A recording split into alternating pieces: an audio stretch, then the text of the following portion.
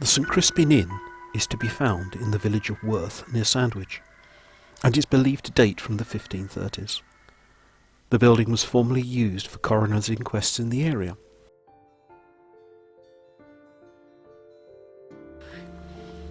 I first learned about the haunting at the Crispin while researching ghosts and hauntings in the East Kent area from the Cuttings Archive at Deal Public Library in the early 1990s.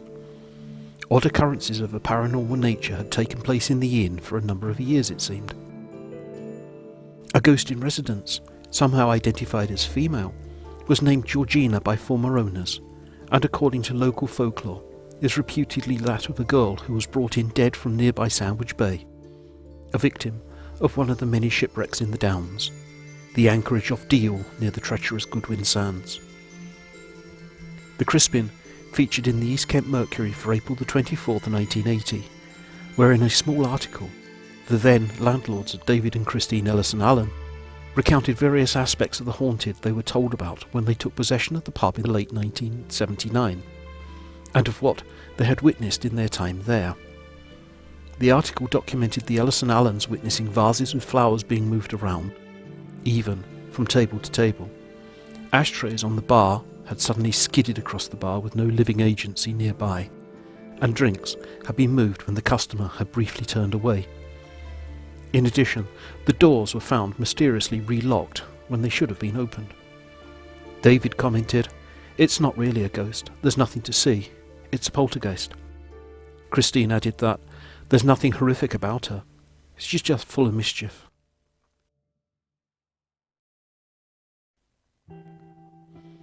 I was informed in 1994 that the paranormal activity of the Crispin Inn had manifested again, and so off I and a good friend went to investigate. It was, pardon the pun, a frequent haunt of ours. On another occasion, when we were in the lounge area, the fire that roared in the fireplace between the two areas of the pub was noticed to act incredibly strangely. As we watched, the log burning in its normal simmering way, crackling and spitting, suddenly roared into life, sending flame and sparks up the chimney. And then, this flame seemed to part in the middle, as though someone had walked through it. Again in the same area, on another occasion, at about 9:30 p.m, we heard a wailing, howling noise emitting from a corner of the lounge room where we were seated.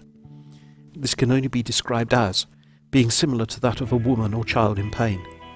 My companion wrote down the experience whilst it was still fresh in his mind.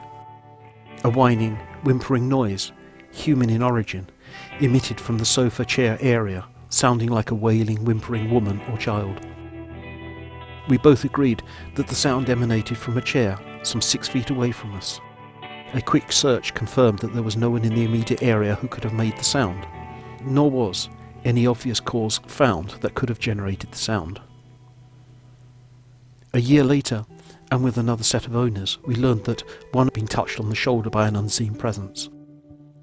Other paranormal events had been witnessed since the beginning of their ownership. A chair and small objects had moved on their own, and unaccountable noises had been heard in the area of the bar. The lights had also been observed to switch off for no apparent reason. One particular incident, which was related to me at this time, occurred on a Saturday night between 11:30 and midnight, after closing time, and during the cleaning up period. After the last customers had left the inn, the staff were in the bar area when they became aware of a feeling of dread which seemed to hold them affixed to the spot. Both of the women noticed that there was an amorphous dark shadow by the second of the entrance doors. During one visit there on a quiet lunchtime a few weeks later, the place suddenly became icy cold, and all the lights inextricably went out. The pub returned to normal after a minute at most had passed, and the lights simply came back on again.